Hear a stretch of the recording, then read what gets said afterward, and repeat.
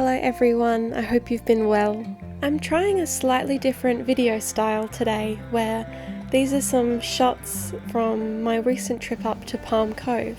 I'll talk about it a little bit more in this video, but basically I just wanted to try something where I document these small and large magical moments of my life. And what better place to experiment with this type of video than up in Palm Cove, basically my second home. Calling it my second home is a bit interesting because I really only come up here once a year, maybe twice if I'm lucky, but it's really just full of nostalgia and daydreaming of ideas that I want to work on and just relaxing as well. I'm definitely someone who's a bit of a busybody, so this place is somewhere where I can really just calm my nervous system and take a breath. There is truly something healing when listening to the sound of the ocean or reading a good book by the pool.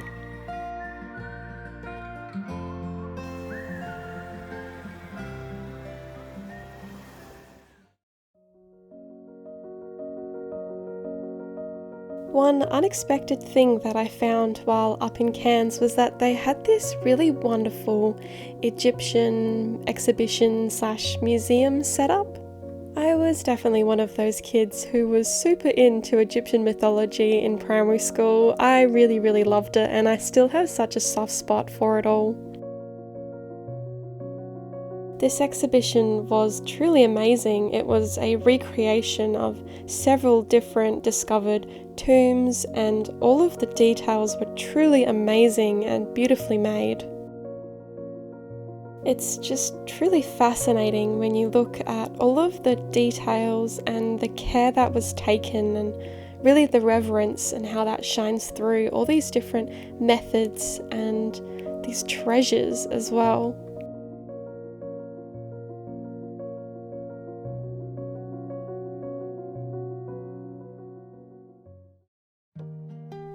I am coming to you from Palm Cove in Queensland.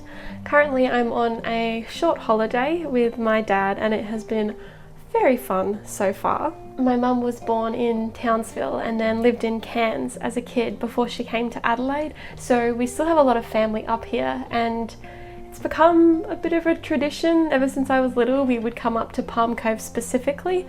Her grandparents used to own a beach house here when it was like literally just the beach and that's it.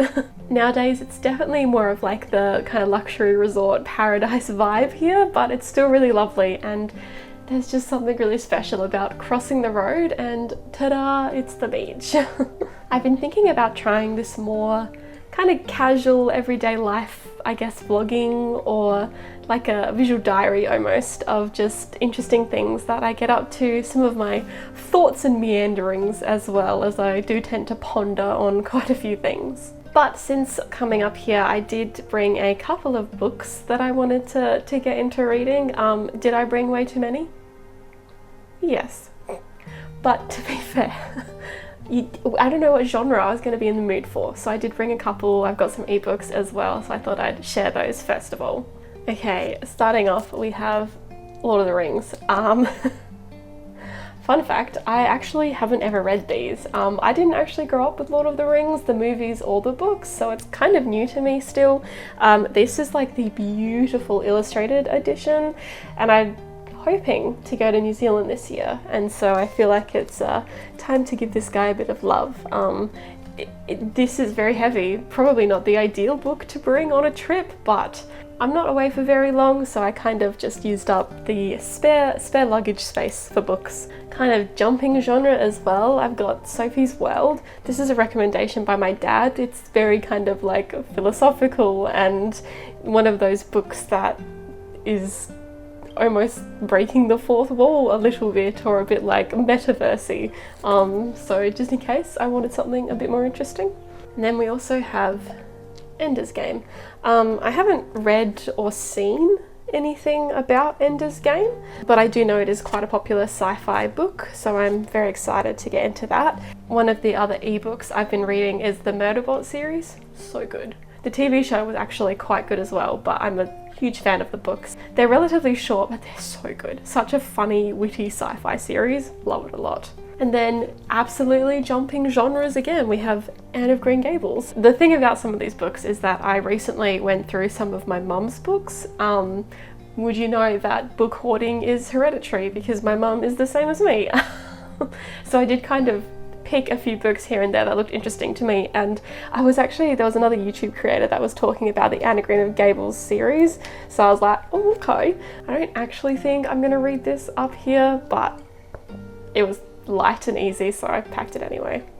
And then the main series I have been reading up here is actually the True Blood book series. I never watched True Blood, the TV show, but again, going through my mum's books, I found the first one and I was like, oh yeah, right, I'll just kind of give it a go. Kind of not light-hearted, that's the wrong word because it is not, but they're relatively easy to read. The themes are kind of intense and some stuff I'm like, okay, kind of suspicious, but whatever, it's fine. But look, as like kind of a trashy, but I actually think it's still a fun read. I quite like the characters, which is always good. I think sometimes when you're going into that supernatural series, the characters can be a little bit hit or miss, but I'm actually a big fan of the main character, Suki, and the rest of the vampires are very interesting, so I'm having a good time. I literally finished the second one last night and it was good fun. I think I'm going to keep going, maybe check out the TV show. I don't know. Like many people, I had a big old vampire phase in my early teenage years. It just never truly left me. But yes, that's been very fun. And then speaking of books, because you can just never have too many, apparently, I did go shopping today and I did pick up 2 books. The first one I've heard about. I don't know if it will super be my vibe, but it seems fun. So maybe it's the Encyclopedia of Fairies by Emily Wilds. Again, I've seen this kind of around online. You know, it would be nice to have some more casual reads to like throw in the mix, so happy to pick this up. And then, speaking of vampires, okay. I did pick up this copy of Dracula. This is very interesting. It's like a faux kind of soft leather backing, and you've got the black sprayed edges, which are really lovely. I mean, if we're talking vampires, we've got to talk Dracula. I've been wanting a copy.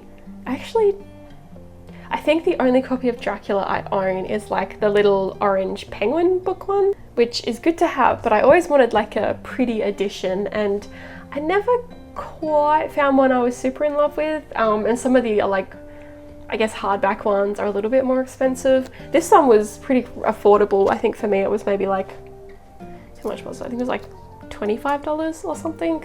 And yeah, I just think it's really lovely. I think it was, yeah, reasonably affordable, but also a really nice cover as well. And I love the red, so hooray. I feel like it's very interesting when I go on holidays. Sometimes it's to explore somewhere new and do all the like touristy things or things that I'm really interested in there.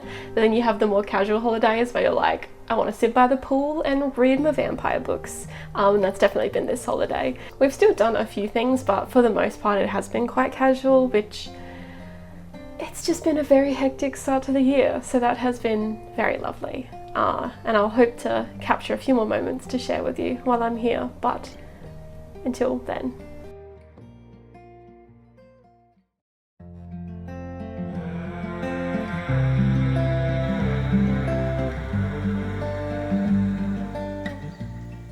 And to finish off a lovely holiday is of course swimming in the rain. There's nothing quite like it.